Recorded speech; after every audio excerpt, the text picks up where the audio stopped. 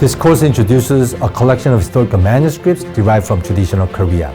To study the past, we can read history books, visit historical sites, watch documented films, but nothing would be more interesting than to read through the actual historical sources and converse with the dads who created those sources.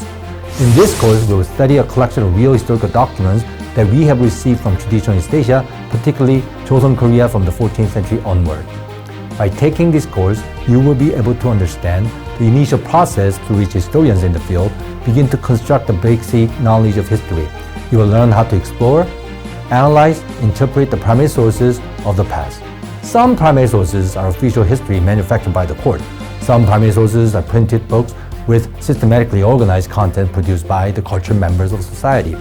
Unlike such primary sources, the primary sources we will study in this course may be considered raw materials created by diverse groups of people for various purposes and preserved in the original form of historical manuscripts. In other words, they were generally handwritten documents with brush and ink. By analyzing these sources, we can learn a great deal about the past in a most delightful way. I have named these course sources of wisdom quite purposefully in order to emphasize that we as human beings can get wiser by becoming familiar with historical sources.